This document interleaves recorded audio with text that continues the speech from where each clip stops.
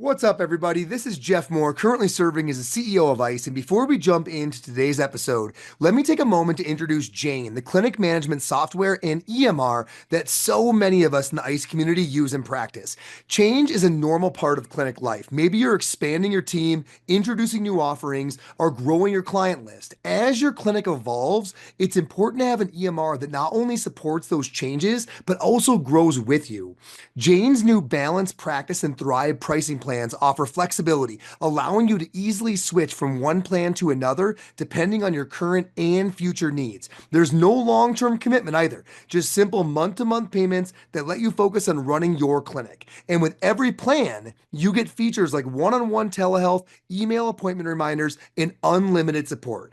Visit jane.app/pricing to find a plan that fits your needs, starting at $39 a month here in the US. And when you're ready to get started, use the code ICEPT1MO to sign up for a 1-month grace period on your new account. Thank you so much and enjoy the show.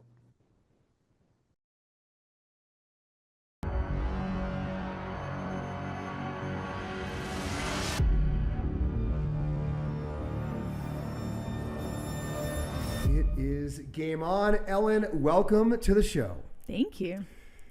What is the best overall, if you're going by yourself, the best overall mountain to ski in the Rocky Mountains? Not bringing any guests, so it's your journey. You don't need to worry about anybody else's skill set or desires. You have a day, it's a Tuesday. All the mountains have fresh powder. You have the entire day off. Where are you going? Steamboat. Why? Unpack it. I mean, I love Steamboat. But... Yeah, there are lots of different reasons. Okay. Reason number one, the powder is, I think, second to none. It does tend to be excellent. Yeah, that champagne powder is unmatched. Yep. And if I'm by myself, I really know that mountain pretty well. Mm-hmm. So I don't want to go. I love Aspen. I actually think Aspen is underrated. The culture there is not my favorite, but as a mountain, I think it's underrated. The terrain there is stunning. Are we talking Aspen Highlands? Are we talking Snowmass? Is there one of the Aspen Mountains you like more than the others? I like Snowmass. Yeah, that's probably my favorite. But Steamboat, I know that mountain really well, so it's enjoyable to me. Yep. And I just think the powder is insane. The terrain is my favorite. I love those chutes. Like, I know them well enough to ski them and have fun and not feel like I'm dying. Totally. Which is always nice. Yeah. And I'm not tumbling down to the bottom. Do you hit the Strawberry Hot Springs when you go to Steamboat? Have you ever been out to the hot springs? Oh, yeah. So nice. I've done it a few times. Unfortunately, I've been there a few times with family members. Oh, that can be different. In the evening. Oh, yeah. Which adds, for those that don't know, a unique element to the experience. Yeah, I'm with my cousin. And I'm like, hey, I'm really sorry the way that this timing happened, but we're going to these hot springs. It's nighttime. I don't know what to expect.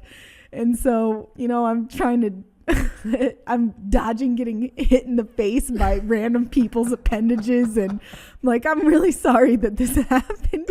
So for those listening, I do believe it's clothing optional after dark. That's the rule, right? That is the rule. Yeah. So you're totally welcome to bring your family. It's just probably encouraged that makes more sense pre-dusk. Yeah, sure does. And in fairness, if you're scoping out for future planning purposes, it is very poorly lit. So it's not like you're oogling at anything that you don't want to see. It's pretty dark out there. Yeah, it's really dark. And they've maintained a rustic feel. I think that's really cool. Me too. Yeah. Me too. So Strawberry Hot Springs, and I really, how a Steamboat, I'm sure you know how Steamboat started as a resort. Go ahead. Tell the story.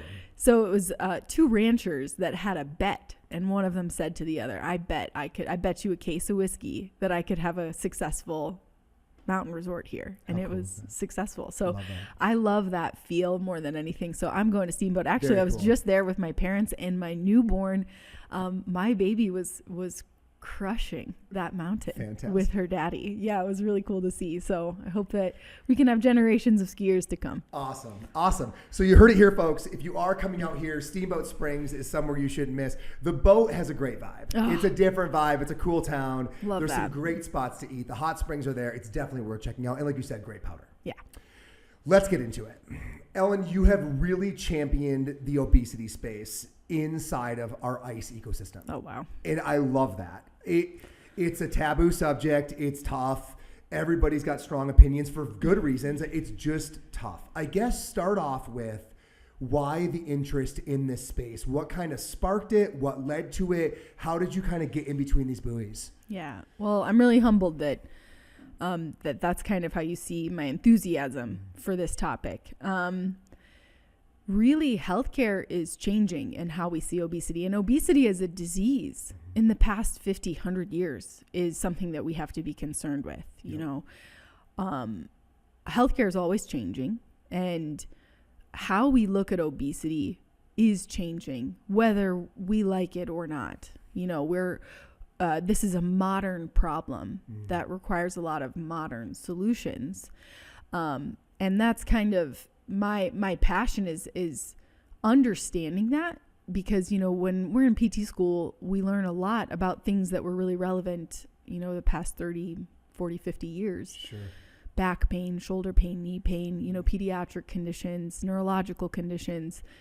But obesity is a new and evolving disease process, and we really need to look at it that way. I love that. Were you in clinic and just seeing folks have that as being such a relevant part of their life and condition that you progressively were like, I want to learn more about this. I want to get engaged with, or was there one moment where you were like, I am diving into this full headstrong? Like, what made you really shift in and start researching this stuff? I think I've always had a passion of it for it. And, you know, I'm going to be really humble and say that my passion wasn't always like, oh, I just want to help this population. I think a lot of people probably look at this problem the way that I did and said, my gosh, how is this such a huge problem for our culture? Why is obesity such a prevalent issue? And that's something that I've noticed before I became a PT. I was a personal trainer and a group exercise instructor beforehand. So health and fitness was something that I always cared about. And I went into PT school with this mantra and this thought process, like, this is a problem that needs to be addressed. Okay. And when I went into PT school, I was like, where do we talk about this? Did you get any? No. So obesity management, like, we always learned about it as a problem. It's not just a problem, a comorbidity. It is the disease that we must manage.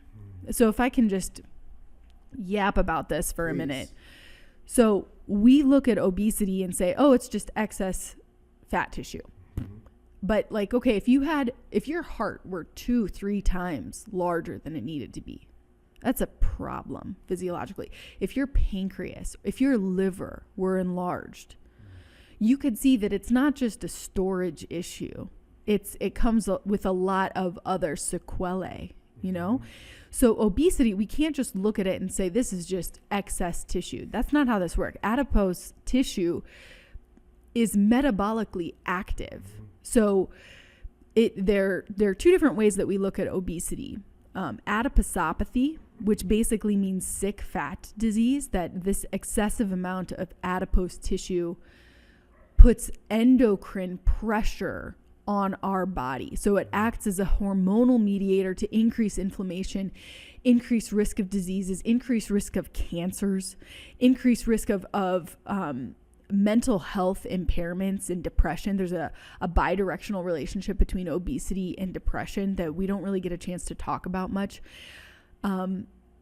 So we look at it from that perspective, that tissue is metabolically active. It is not inert. It is not just a storage tissue. It is sending out constant hormonal signals, increase the risk of disease from a chemical perspective. So adiposopathy. And then we look at basically the physical forces of obesity and how the extra mass, so the second part is a fat mass disease, where we look at obesity and how those extra forces put pressure on our joints, on our lungs, causing things like COPD, sleep apnea, increased risk of physical cause of stroke. So we have to look at it from those two perspectives to kind of understand obesity.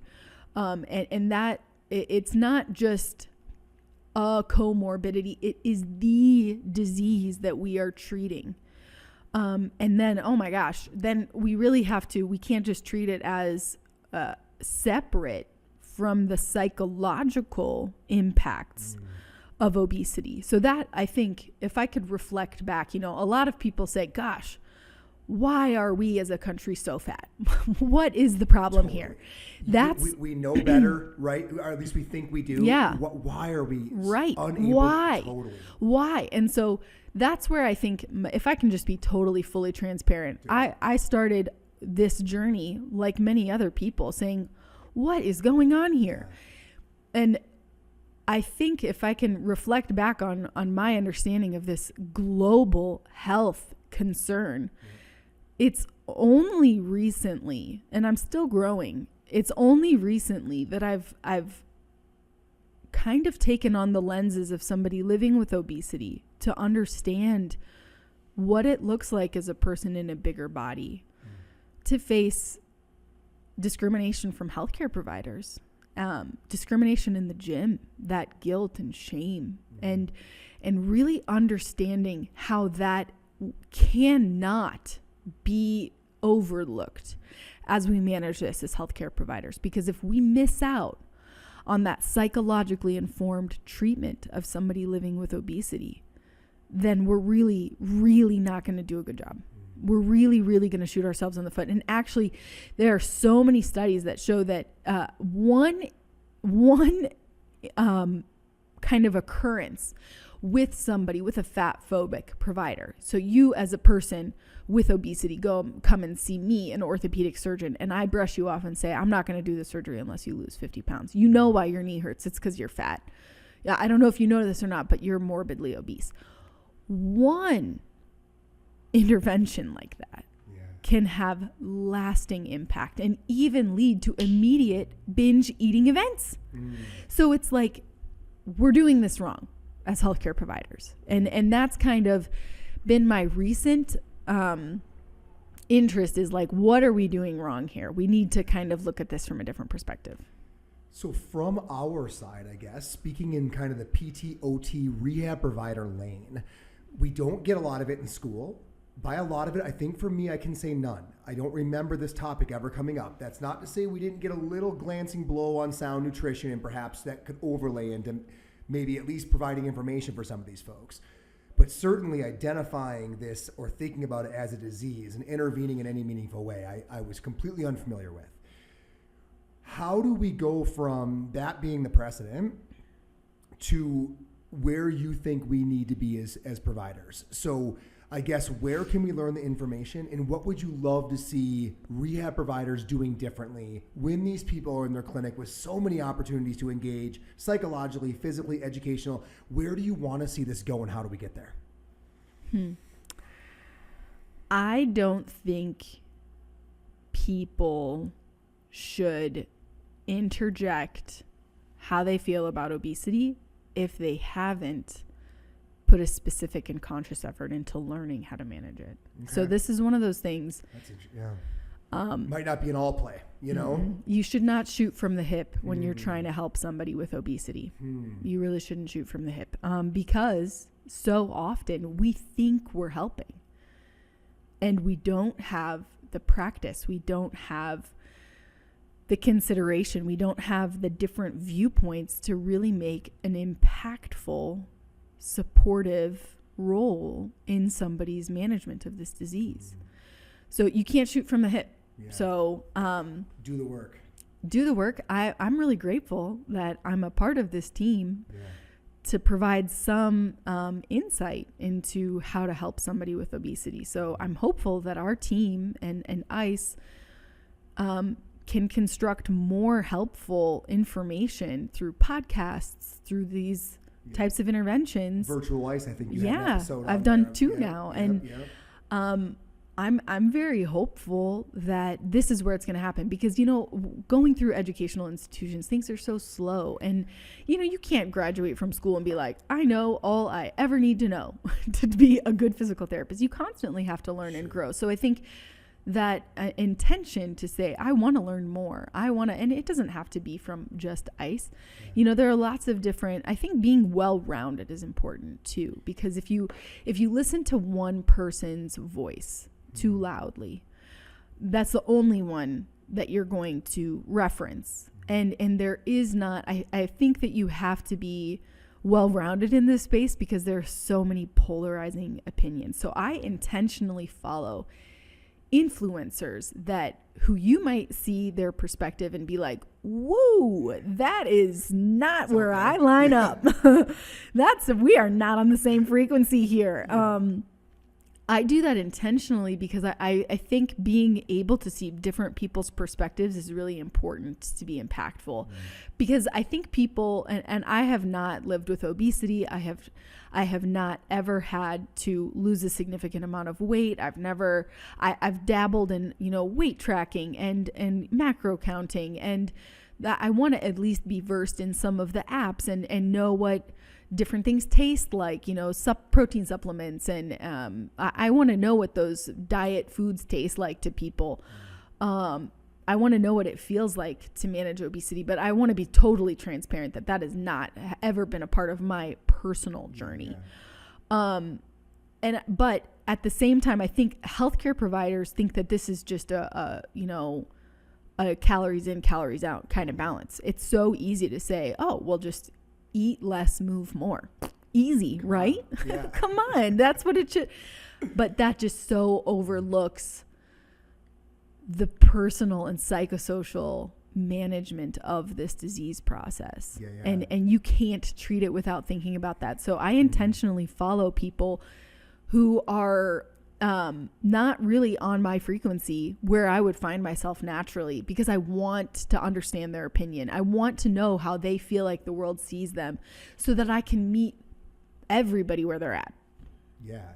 Talk a bit about that for you personally. So in the clinic, you've had this interest, from prior PT school, at least an awareness of it, and then a growing interest now for many years since then. When you've been in the clinic working with people that are dealing with obesity, what are some of the things you personally have done to come alongside them that you're finding to be effective to make some forward progress? So motivational interviewing is kind of the bedrock for where I'll meet people, because it's very easy to tell a healthcare provider that patients want to please us. They want us to be proud of them. Yep. They're coming in and they will, my arm, oh, they're so stoked. Oh yeah, I'm feeling better. Yeah. Totally. So I really want to be supportive of their efforts. And I think people naturally assume that they're in pain because of their weight. So it's shocking. If you'll ask people, why do you think your knee hurts? Why do you think your back hurts? To get into that real understanding of where they see the root of their problem. So many people think that their back pain, knee pain, hip pain is because of their weight. Yep. And one important consideration is that it's not always just because of their weight, because people can lose weight and their pain is unchanged. Maybe a relevant variable. Right. But not always the thing. Right. Yeah. So understanding that weight is potentially part of the problem, but people want their weight to change when they have obesity. Sure. That's it. Very few people say this is, it comes with acceptance of who they are, that, hey, this is the weight that I am. But people living with obesity have often, in my experience, tried for years to change their weight with significant struggle, with significant difficulty. So the assumption that people are just walking around with obesity and they have no idea and they've never tried to fix it is asinine. Do we have an understanding for why this struggle is so profound? Why people, when they drop weight, just can't seem to quote unquote keep it off or what have you? Yeah. So, a lot of people would say, oh, it's just poor willpower. Mm-hmm. I'm a healthy weight. I have willpower. So if you are not a healthy weight and you're not healthy, then you are lacking willpower. And that's what the problem is. And it's, this is a modern problem. Our our genes, the way that we've evolved, the way that our bodies are, we want to look and find nutrient-dense foods and move little to conserve energy because we've had to survive. Starvation, the flu, respiratory illnesses, hypothermia, all of those things our bodies have figured out how to match. Our biology has no match for obesity. We don't know it's a problem. We don't know it's a threat. So in a way, so you have two hormones that we really look at, and how these new GLP-1 meds, the Ozempic, the Wegovy that we talk about, how they treat dysfunctional hunger cycles in our brain. And if I could oversimplify it, so you have ghrelin, which is a hunger hormone, and leptin, which is a satiety hormone. Yeah. So say Jeff right here, right now, of your weight, has ghrelin and leptin at this level. They're steady state. Yep. Say you gain 100 pounds, then you lose it.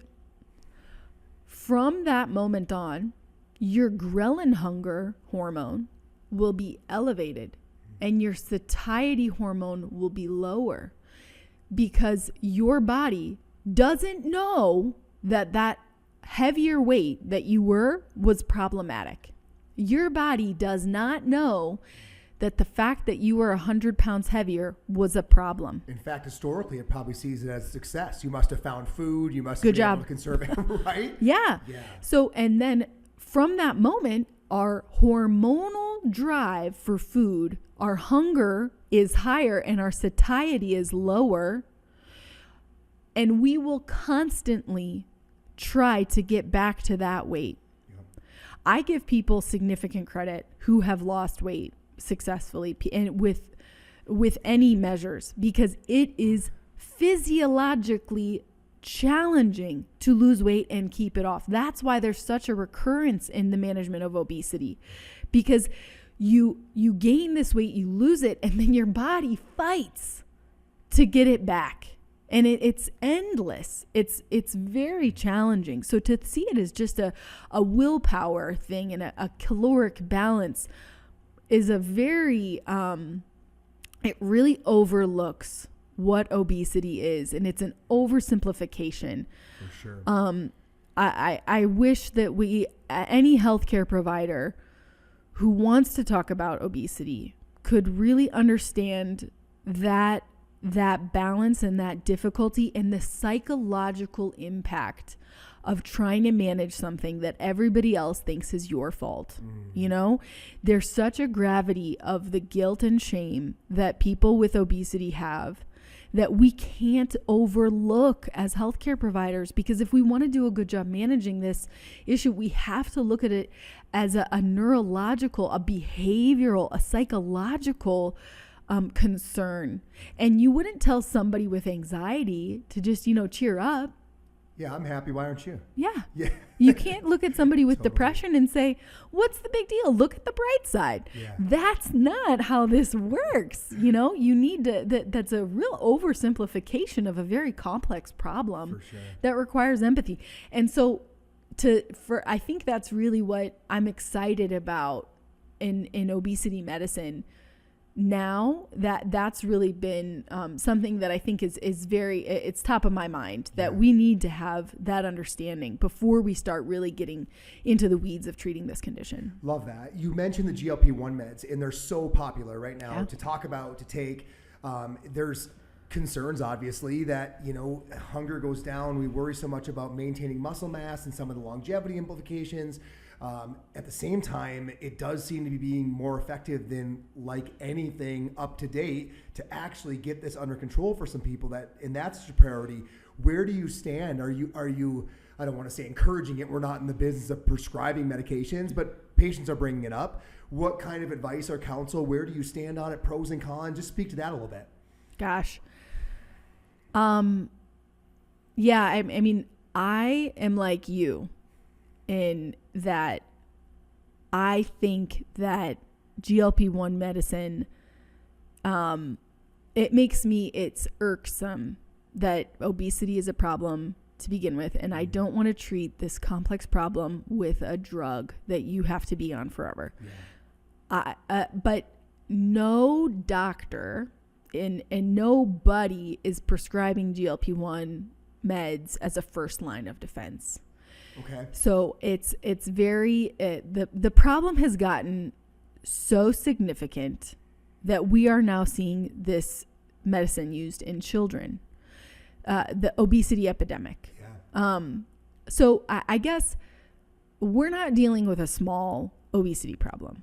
This is why people die. For sure. This is why people die. At an ever increasing rate, seems like. Yeah, and actually, in the past year, the obesity rates in the country have gone down, and largely because of GLP-1 meds. Interesting. Yeah. Okay. So, I think if you see this as just and I don't want to oversimplify this, obesity is a disease.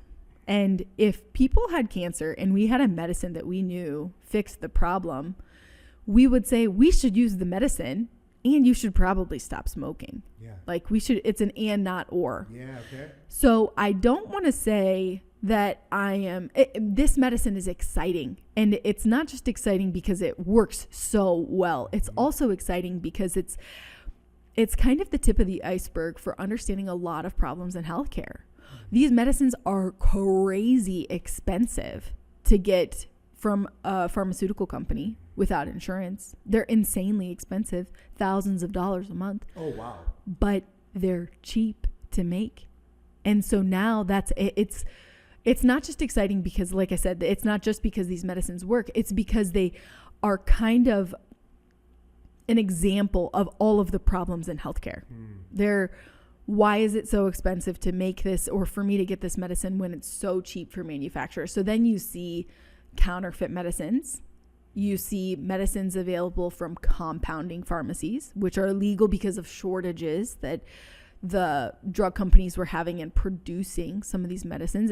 And nobody knows what it's going to be like in 5 years. It's like the Wild West of medicine. Totally. These medicines are covered. They're not covered.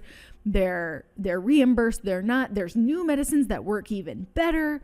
And so I guess I'm excited about these medicines as a provider because they're so effective. The unfortunate truth about diet and exercise, you should diet and exercise.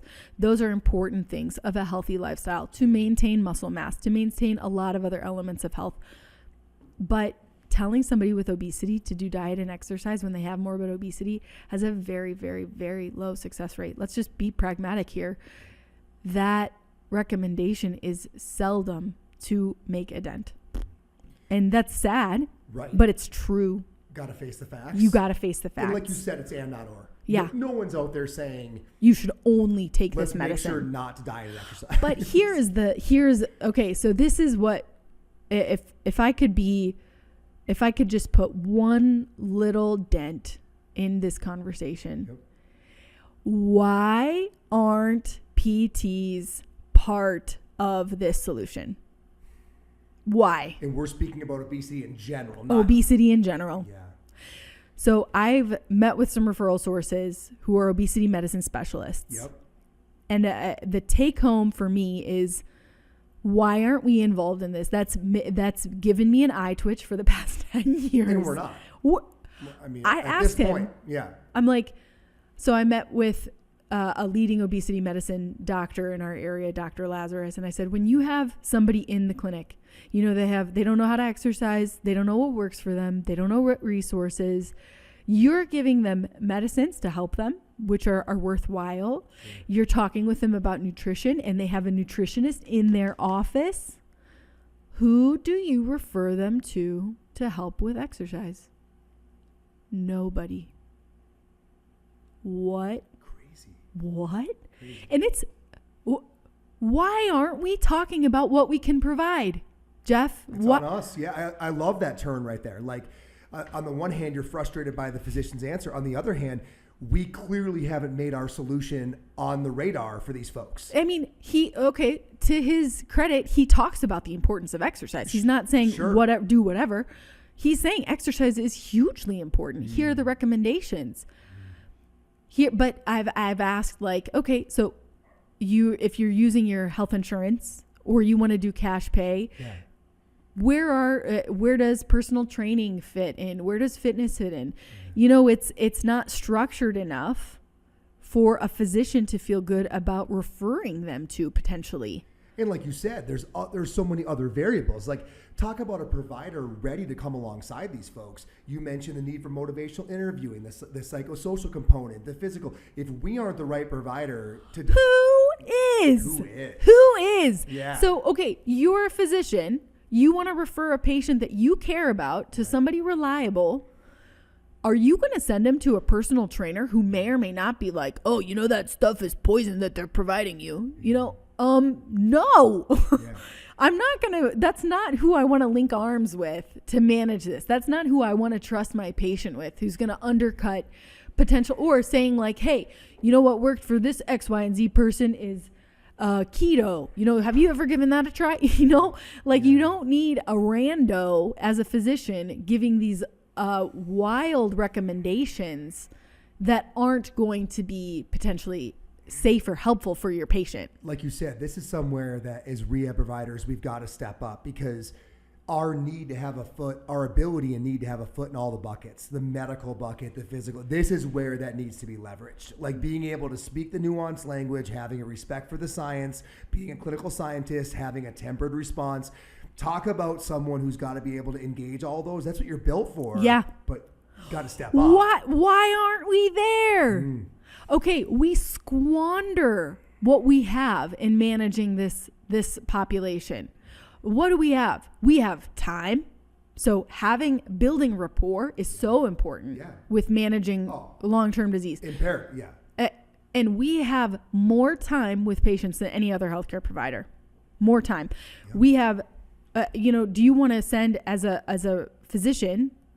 Do you want to send people to somebody who got a weekend course? And again, no discredit to people who get weekend courses as fitness professionals, but I would rather send them to a doctor of physical therapy, which we have. We have these advanced degrees. We have understanding of pharmacology. Right. That's what really delineates us as a doctoring profession from when we would have a master's degree or a bachelor's degree as a profession. We have all of the hallmarks to be successful. If we're not exercise professionals to help with these concerns of people living with obesity, whose job is this? And like you said, it's not a knock on someone doing a weekend course and crushing the personal training space. It's a tough spot to put that person in. Yeah. I mean, if that person encounters someone dealing with long-standing obesity, that person with obesity comes in with other comorbidities, with other physical issues, with the psychological challenges of it all, taking some GLP-1s. Like, that's a hard spot to put somebody in who really got into personal training to do the fitness side of it. Yeah. That's someone coming in with a lot on board that needs to be very nuanced managed, and that is appropriate for someone who spent a bit more time studying those domains. Yeah, and honestly, marrying all of these domains to appropriately manage this disease process, that takes a lot. You have to really be invested in managing this disease to really feel like you've got it dialed. And even then you have to adjust for each person that comes in front of you. Totally.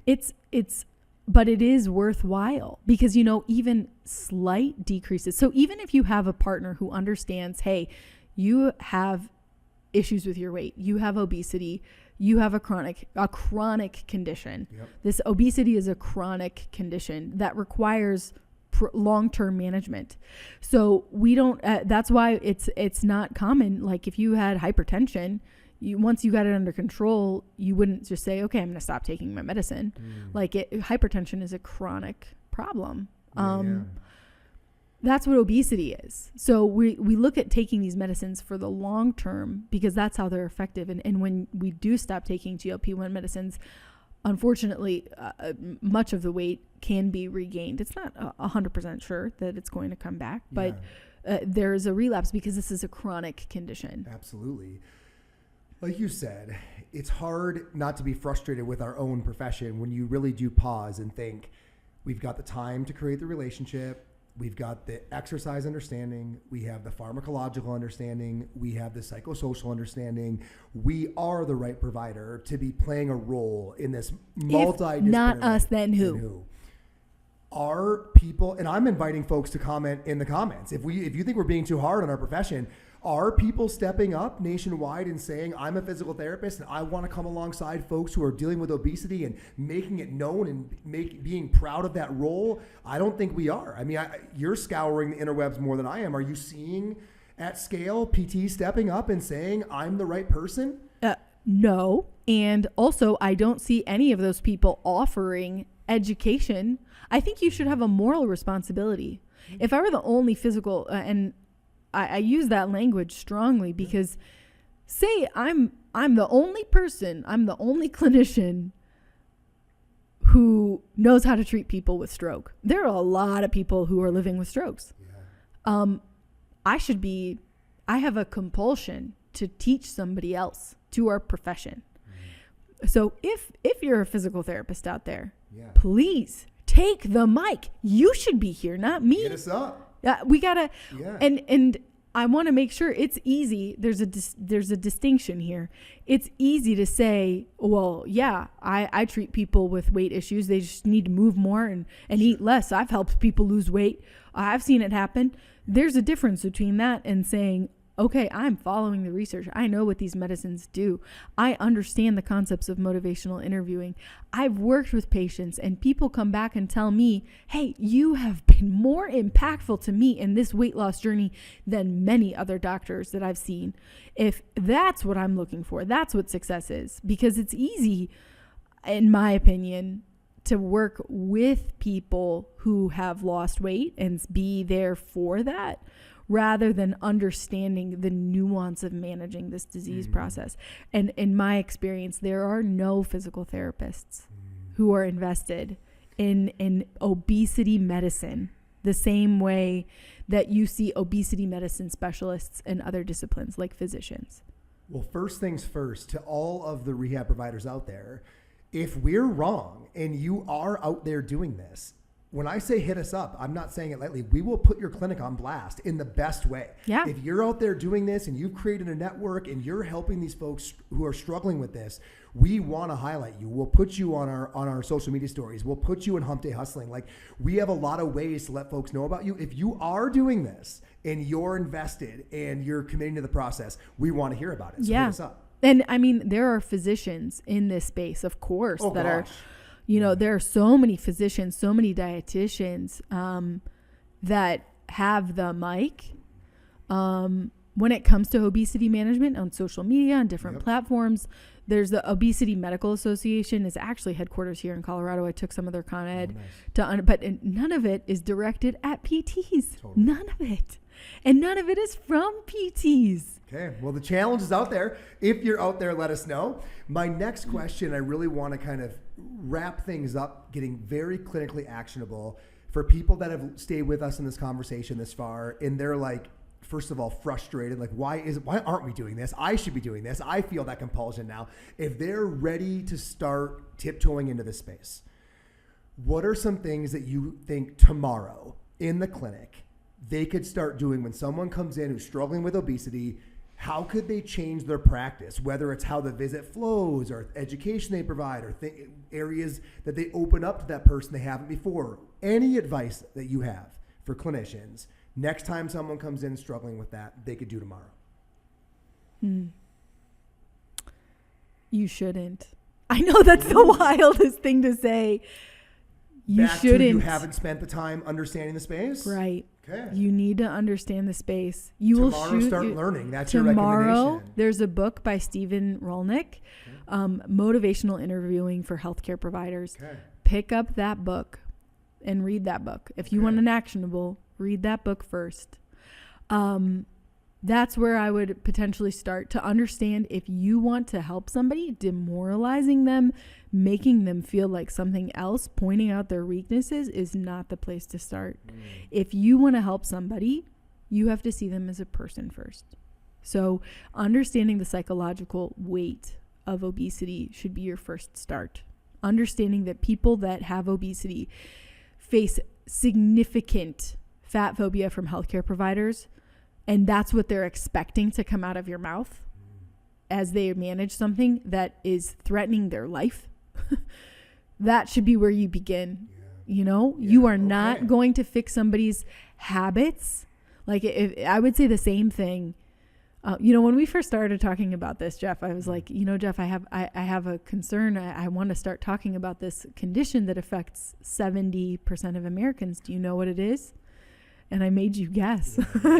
And, you know, this is a huge concern. And it's, you wouldn't fix anxiety or depression in one session. If you said, oh, you want to start treating anxiety or depression for your patients as a PT, you know, first you have to understand how to take on and be empathetic and compassionate towards the people that you're treating. Yeah. You have to start there. Start with that book. Yeah. And I do want to encourage PTs to start, because even if they only stay in their lane, which I don't think they should. I think we should be hitting up docs, and we should be creating a team. But even if you're like, but I don't want to get in those, you know, multidisciplinary arenas, etc.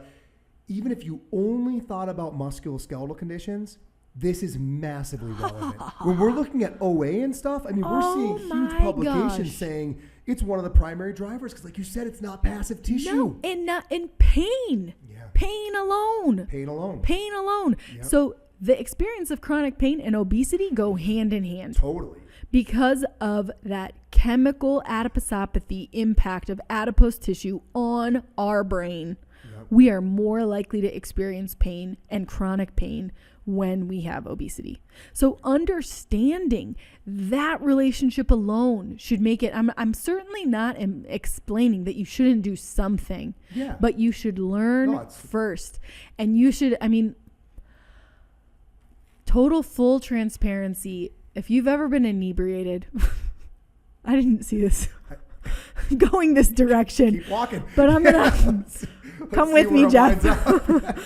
So if you've been inebriated and you're like, man, I know that I shouldn't make poor health choices, but I want to. Like, I want to eat this pizza. I want to eat these chips. I want to eat food that I know.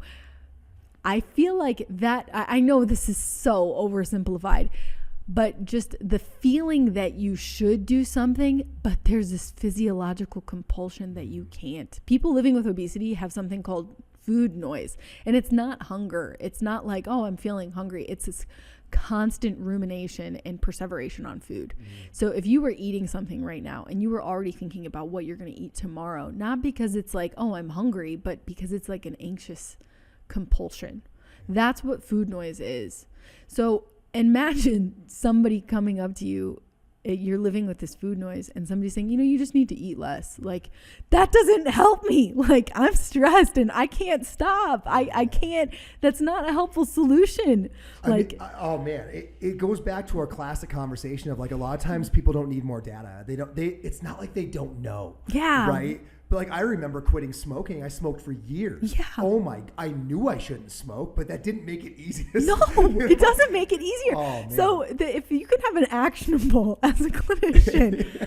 Start smoking and then try to stop. You could do that. You could get really lit on some substance and just tell yourself, don't eat this. Yeah. Don't eat it. Yeah. It's not going to happen. So I think understanding that, you know, an eating behavior is that thing that we're trying to quell, I think that might make it easier for a clinician to have some empathy. I love it.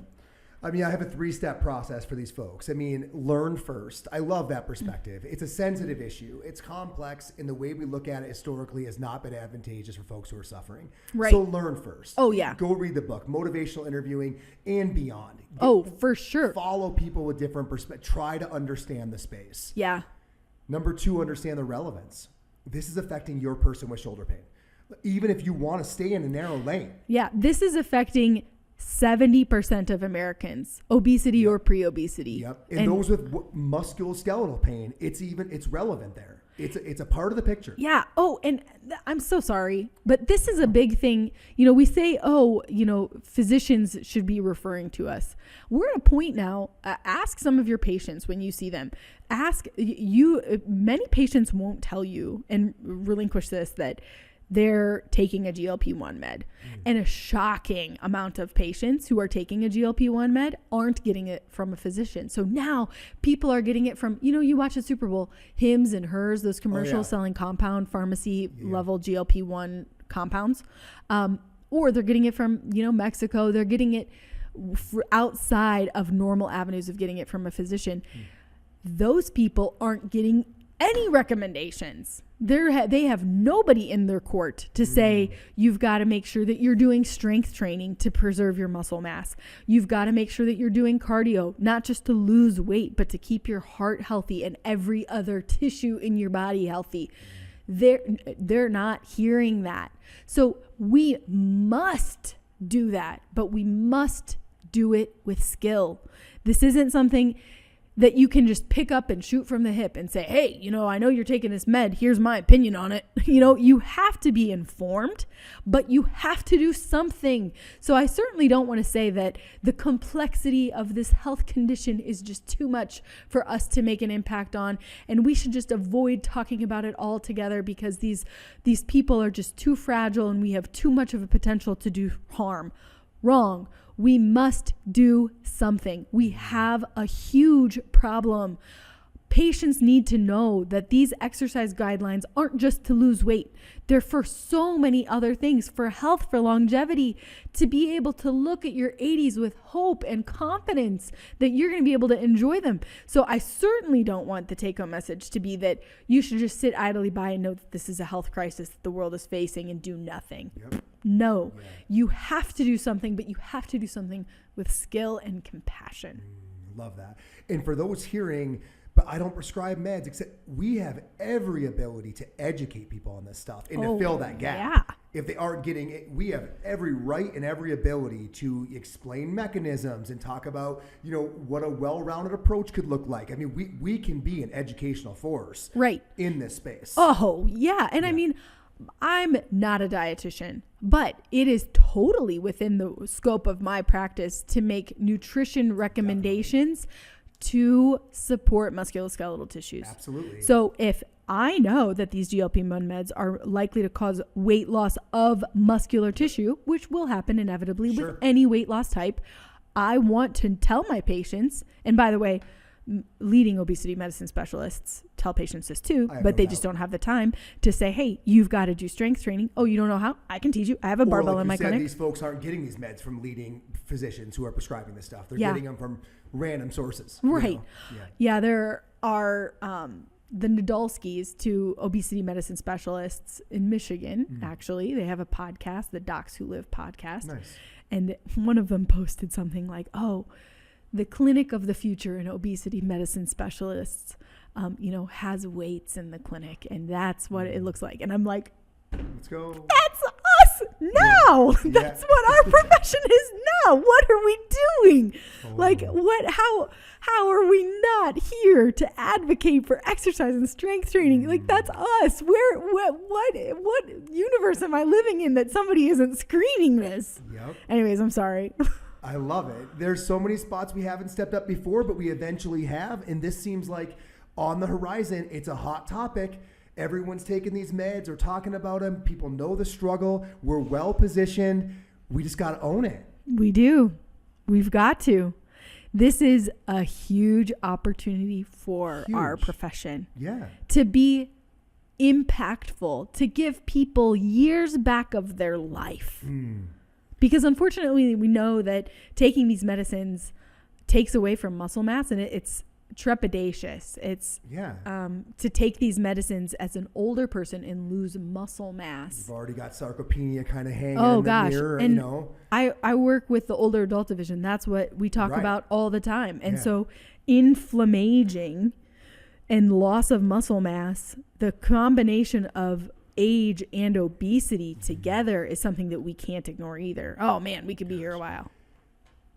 It just continues to reinforce the need for us to be in this space, because there's another variable that when someone says, but it doesn't matter, I'm losing weight. Okay, that's great, but it does, how you lose the weight matters. And, you know, what you do to retain some of the important tissues on your body matters. And again, we know the research there. We can help them understand the gravity of losing all their muscle mass and not doing it the right way. Like, we just know all the things. Right. And it's really cool to work with obesity medicine specialists, because the patients that I've worked with who are seeing obesity. So what does the typical course of care look like? And I'm going to just full transparency. You know, if you had somebody that had cancer or hypertension and it was life-threatening to them, you'd be like, hey, I'm glad you're here for your knee pain, but we've got bigger fish to fry. You are at risk of death. We need to do something about this. That's how we should look at obesity and weight issues. So I've had patients who I'm like, oh, so you've tried Weight Watchers for 50 years unsuccessfully. You've done all of the things. You've tried all of the diets. You've suffered. You've worked. Have you talked with a doctor to talk about these medicines? Mm-hmm. No. Here's a referral source. Yeah. This guy's really great. I've met him. They've gone in, started medicines, seen improvements. Now, obesity medicine specialists will do, you know, DEXA scans or other scans to look at what muscle mass you have. Get some objective baseline data. And it's amazing to see this baseline objective data and to know that with strength training interventions for seniors. So I've had senior patients come in and I'm like, okay, I'm so excited that you're losing weight. High five. You are managing this disease process. You're making headway. I imagine that feels so good to be successful and to have your feeling about food change. For that volume of that food noise to just be down. The freedom to not think about it constantly. The freedom. Like, can you imagine how liberating that would be? So many years. For it to, that constant guilt of, I'm hungry, I want to eat, you know, I'm thinking about food, but that's what makes me feel bad about myself. And then I'm feeling bad about myself. And that cyclic motion of guilt and, you know, eating out of compulsion, that constant cycle to just be done. How liberating that would be, and how glad you would be, and how you'd want to yell about how this medicine saved your life. Like, that's what a lot of patients will feel. And then to go back to the referring doctor and to have that scan taken again and to say, look how little muscle mass that I've lost because I'm working with a physical therapist who knows what they're doing. That is the coolest thing. That's the coolest thing that's happened for me in that journey, is to see that what I'm doing is making a difference and people are maintaining their muscle mass and meeting those guidelines. Not just when they go in and say, oh yeah, I'm exercising. Sure. But they are doing hard strength training that matches those guidelines. That's been the coolest thing for me. Team, if that fires you up, it could be you next. Ellen, I love it. Thank you so much for your work and thanks for being on the show. Oh, thanks, Jeff. It's been a pleasure.